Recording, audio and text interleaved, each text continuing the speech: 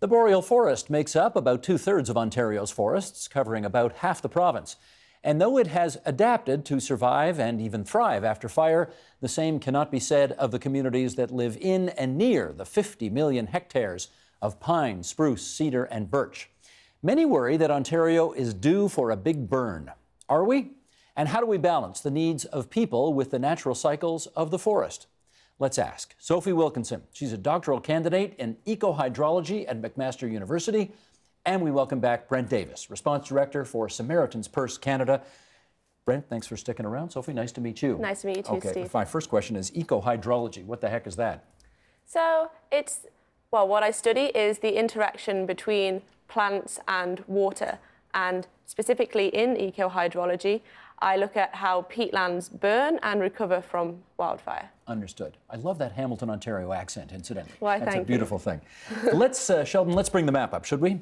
Ontario's forest regions. And maybe, Sophie, we can look at this map and you can help us understand. We see the four different kinds of, by the four different shadings here, the four different kinds of forest regions we have in the province. What are the forests that are, I guess, most likely to catch fire?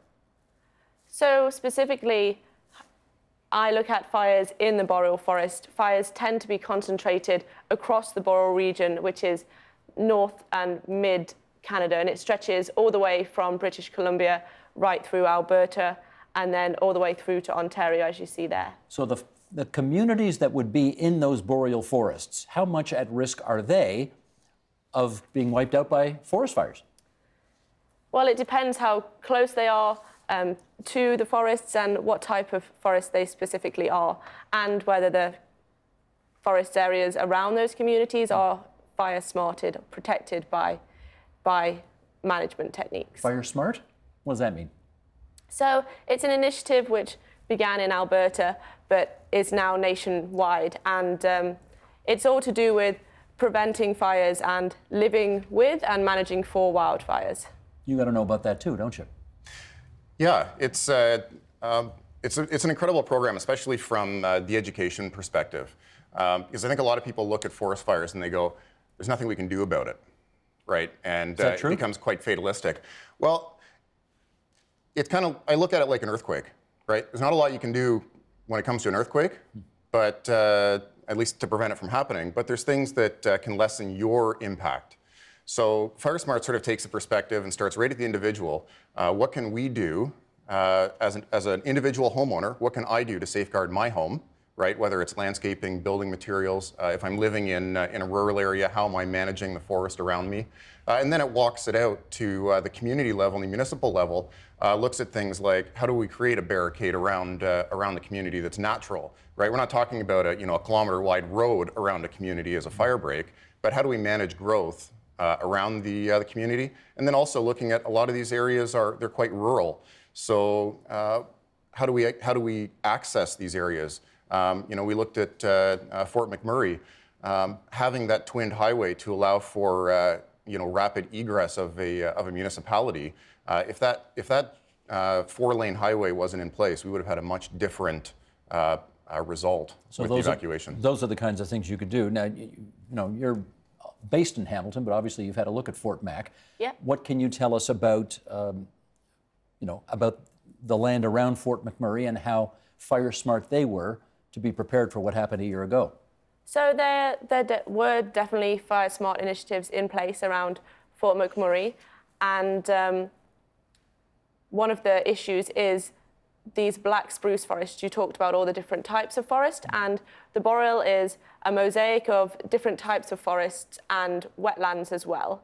And these wetlands are typically dominated by black spruce trees, and there are circumstances where the black spruce become much larger than typically they are in wetlands, and they are very, very dangerous in terms of fire.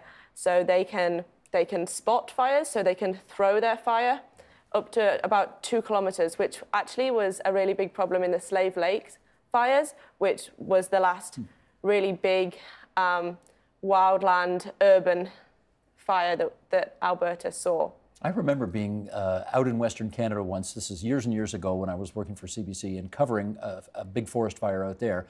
And I always wondered, you know, as a city boy, how does a fire jump a road? And then I saw it happen. And my goodness gracious, I mean, it's really hard to contain these things, isn't it? Yeah, very difficult, especially once the fire gets either up into the canopy of the black spruce, it's very difficult to contain there. And then also it's very difficult to manage once it gets into the soil, which is a different type of fire, but very difficult management issues all round. Now, you're from here originally, right? But Yes. you're out there now. You're out in Alberta right now. That's right. So, I mean, I don't know, this may seem like an obvious or dumb question, but the kinds of issues that we're dealing with here to make sure the boreal forest doesn't explode on us and what they're dealing with in Alberta, I mean, it's all the same forest, so is it all the same issues? I mean, really, I think when you're talking about you know, wildland-urban interface, forest fires and forest management, I mean, that's one of the reasons that you know, the FireSmart program, while it was an Alberta program, it translates so well nationally. Yeah, similar forests, not the same, but anytime you've got communities that are embedded inside very dense boreal forest, you're going to have that same risk factor. Now, one of the things, Sophie, I guess we've learned over the years is that forest fires do happen naturally, and they're sometimes good things to have happen. Can you explain why that is? Yeah, definitely. It's really something that people tend to forget, or in situations like this, they get overshadowed by all of the really awful, negative things that we hear. But forest fires have always been and will always be a very healthy and essential part of the boreal ecosystem and that circle of life with the forest. So the fire wipes the forest out, and then it opens it up and means that it can regenerate.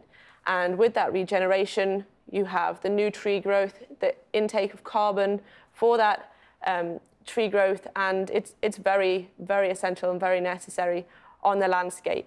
But what we really need to do moving forward is make sure that we can manage for that healthy burn rather than the devastating burns that we saw. We're not talking about people being careless at their campsites, but we're talking about lightning strikes and I guess what else? What else starts a fire naturally? These are the things that happen. Yeah, and I think there's a reality that yes, there are natural causes for wildfire, i.e. lightning strikes, but I think what we're seeing is an increase in human-induced fires as well. Mm-hmm. And you know, you look at the major fires, certainly in the West. And we think about you know, Slave Lake, the Horse River fire in Fort McMurray, obviously. You know, these were human-induced, but accelerated by climate and accelerated by what was happening in the conditions were just perfect at that moment, where you had very, very high temperatures, unseasonably high, and incredibly low humidity, and it caused for that rapid expansion of fire. Are you seeing impacts of climate change here? Well, one thing I would say is that the mosaic on the landscape, these forests and wetlands, well, the wetlands, through human-induced drying and drainage for industry purposes or forestry, and then moving forward, potentially climate change, increased drought duration, means that because they become drier, they become more densely treed, and the soil there goes from being waterlogged and saturated to being dry and ready to burn, and that can definitely add to both the severity and the extent of fires on the landscape. How long does it take a forest to recover from a fire? So the peatland forest fire interval in Alberta is around 100 to 120 years. However, what we have seen of late is forests that were particularly vulnerable to severe fire, they might not even recover at all, or it might take much, much longer. And so this is because they're burning so severely that they're losing their peat, the organic matter that makes them peatlands, and they could lose up to 1,000 years of peat. 1,000 years? Yep, maybe more in some extreme cases. That puts the daily deadline in some kind of perspective, which is the business we're in. Brent, let me ask you about this. The Ontario Environmental Commissioner, He put out a report last year, or excuse me, she put out a report last year advocating for more fires and to allow the ones that do burn naturally to burn longer. How do you actually do that while there are small villages and towns nearby that no doubt are nervous to hear that kind of advice? Yeah, not to speak on Ontario's behalf, but there's an incredible amount of planning that goes into controlled burning of forests, and that can be part of a preventative path for a community to reduce fuel, to allow forests to burn naturally in a controlled environment. There's incredible risk when a fire moves from controlled to out of control, and so forestry officials are looking for the right conditions. They're looking for that weather pattern and climate so that a fire can burn under control and it can actually be beneficial, as opposed to if it was managed in such a way where fires are being extinguished immediately and not allowed to burn. Then you can wind up with I think what we have around a lot of communities, where you have overgrowth.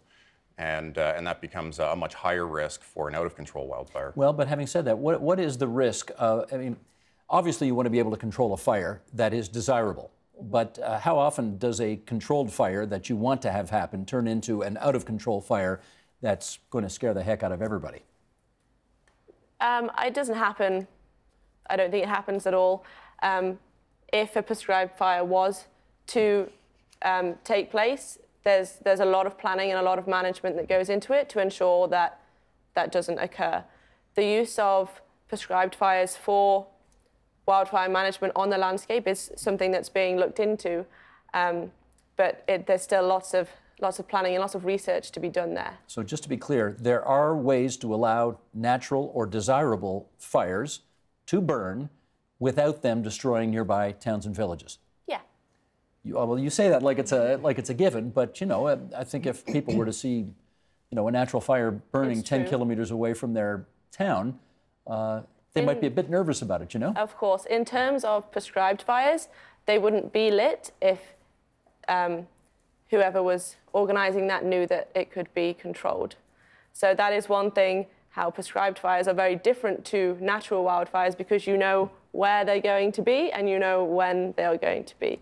So you don't have the unpredictability of the natural wildfires. Gotcha. Brent, as we try to, coming full circle here, stay fire smart, as we talked about at the beginning of this conversation, you're part of a non-governmental organization, yes. And I understand there are several that are getting together in the hopes of creating an alliance to do what? Yeah, one of the things we've recognized as a group of non-government organizations that respond in disasters is we're seeing greater and greater risk of whether it's fires, floods, tornadoes, and we're seeing greater human impact. And we also are looking at the landscape and recognizing the government can't do it all. It's not in their mandate, and the financial impact would be immense. We see that. And so what our organizations are doing is we're coming together so that we're building a relationship, we're building credibility, and we're building a game plan in between disasters, so that when we actually respond, we're not exchanging business cards, so to speak, at time of incident. We already know what the capacities of each organization are. We can lay them out logically to provincial officials within the province of Ontario, and municipalities in the province know at a glance immediately what resources are available to them through skilled non-government organizations. Well, just give us a sense. Your Samaritan organization is involved in this. What other organizations might be involved? Sure. So Canadian Red Cross, Salvation Army, there's the Seventh-day Adventists. I think the OSPCA as well is a member. So there's about 13 or 14 members, and I apologize, I don't recall all of them. We have a similar model in Alberta that's been going since 2001 after the Pine Lake tornado, and it's been incredibly beneficial. We've integrated this NGO council right into the Provincial Operations Center in the province of Alberta, so that as soon as an incident happens, the council is getting notified immediately and being brought in at the recovery planning right at the beginning. Do you have that relationship with the Government of Ontario yet? We're working very closely with Emergency Management Ontario, and we've got great traction and a really positive response from the province. Okay. Sophie, in our last minute here, I guess I need to ask you what you think individuals can do. This is obviously what you're describing is a much bigger, more macro approach. What can individuals do to make sure that they are well prepared in the event there is a either managed or out of control fire near them? I would say, building off what Brent discussed with the FireSmart, it's a lot to do with education and awareness, and people need to be aware and in the community spread the knowledge of wildfires and the necessity on the landscape, but also how dangerous they can be. I think everybody has realized that now with the Slave Lake and the Fort McMurray fires, and so just being prepared, having that plan in place, and being supportive of the people around them. Obviously, fire extinguishers, access to water, that's all helpful, but a planned route out is also key too, I presume. Yeah. Gotcha. Okay, that's Brent Davis, Response Director for Samaritan's Purse Canada, and Sophie Wilkinson, the eco-hydrology PhD student at McMaster University in Hamilton. Great to have both of you on TVO tonight. Thank you. Thanks so much, Steve. Help TVO create a better world through the power of learning. Visit TVO.org and make a tax-deductible donation today.